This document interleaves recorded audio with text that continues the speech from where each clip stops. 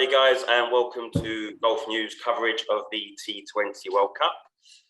Delighted to be joined by our Golf News experts tonight who have just watched England beat Sri Lanka for their fourth successive win. First of all, I'll go over to Mr. Cricket UAE, Anis Sargent. First of all, what did you make of the England game and how great was Jos Buttler?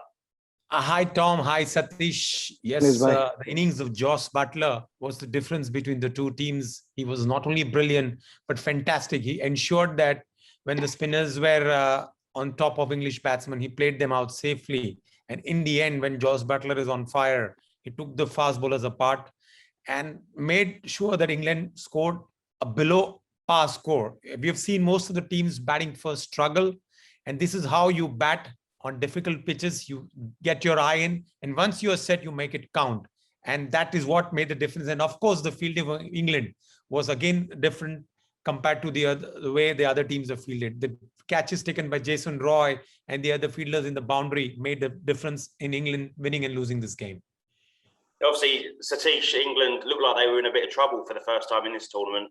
35 for 3 at one point, and then obviously Buttler came into the zone. What did you make of their performance tonight?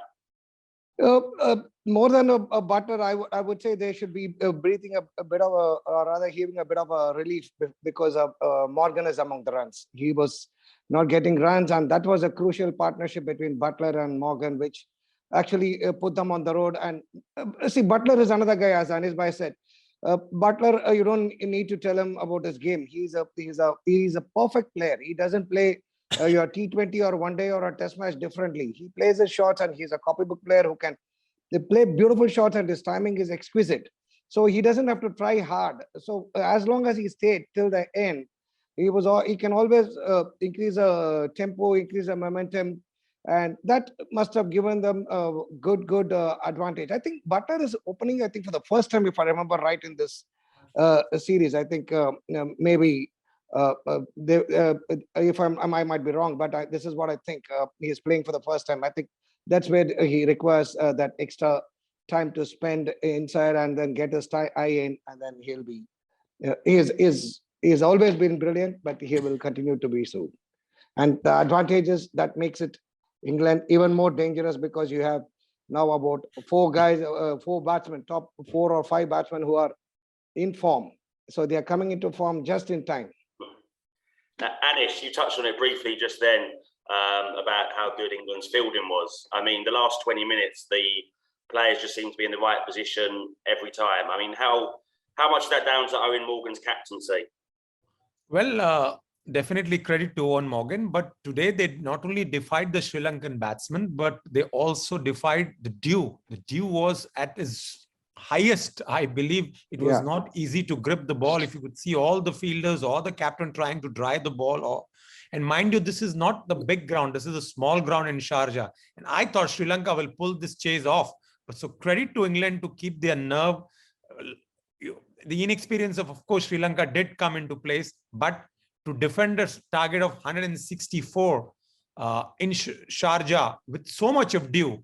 So you have to give credit to the captain, the bowling, the fielding. And that's what I was talking about, that when you are setting up a target, it's not easy. Most of the times we saw in the IPL and in this World Cup, teams are not able to defend target. This is in fact only the second good team. One is West Indies defended against Bangladesh, and England now defending against Sri Lanka. Otherwise, it's been twice against Namibia and Scotland. So I would due respect to them. But when you talk about good teams, it's not easy to set targets. And especially on the small grounds, England showed how to set a target and to defend it by good fielding.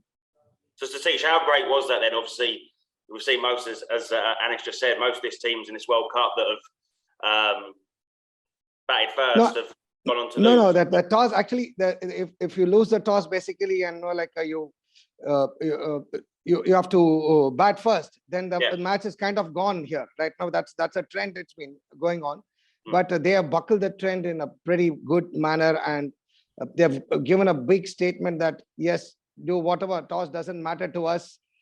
They have see again, Taimel Mills, Rashid, Moeen Ali, all these guys are bowling brilliant, and Jordan came up with a couple of good wickets at the crucial time.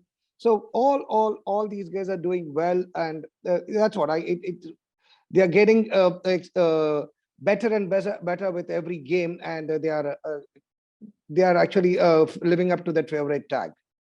And it's just going And to again, sorry. I think it also, as Anis Bhai said, it also boils down to Sri Lanka's inexperience slightly. But Sri Lanka did quite well with such a small team, and nobody expected them to give up such a good fight against in the entire tournament, not just about England today, but the entire tournament. None of them even expected, and they were flying under the radar, and they did quite well in these matches, and they have not done bad for themselves at all. And it's, as you've already pointed out, and Satish just then, quite an unexperienced Sri Lankan side. But how impressed were you with them tonight? Very impressed, especially the spinners. I've always been a big fan of Hasaranga, but that guy, the leg spinner, Mahesh Tikasana, he's not a leg spinner. He's a guy who bowls like Chakravarti. He's got different variation. He's a mystery spinner. And I'm surprised they have a very good spinner sitting in the dugout. He's not been playing, Dhananjay. Today was a wicket. And having seen the IPL, they should have definitely gone with 3 spinners. I know toss plays a crucial role. That's why probably they went with the Pacers. So they did not know whether they're going to win the toss.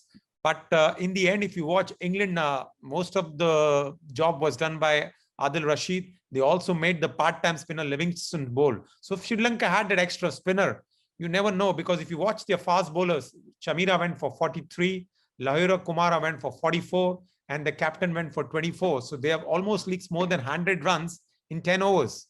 Whereas the spinners, Hasaranga went for 21 and Mahesh went for 13. So 34, and you're talking about 100, a difference of almost 3 times. That was the difference between the 2 teams.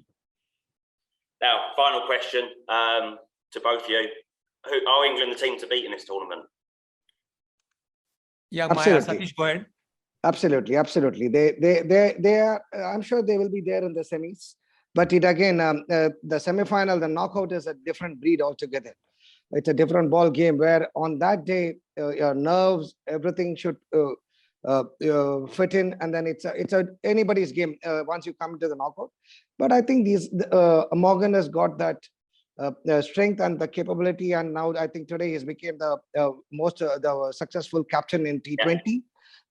So I'm sure England will be the ones who will be, like one of them, maybe I would say, like probably the other good team who are showing such wonderful all-round capability is Pakistan. So these are the teams who are really, like at a different league altogether. But apart from that, I don't see many coming into that level at this point of time. Anis? Yes.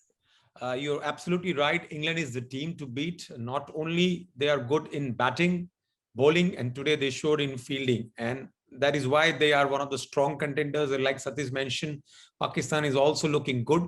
But you never know in a semi-final game if England bat first and they come in this side of a corner against an experienced side. That is where, again, they will be tested. But yes, that is the team to beat at the moment. Okay, guys, perfect. I think we'll wrap it up there then. Thank you for everyone for joining us. You can keep up to date with all the latest games live, plus reviews and analysis on golfnews.com, and we'll see you all shortly. Thank you.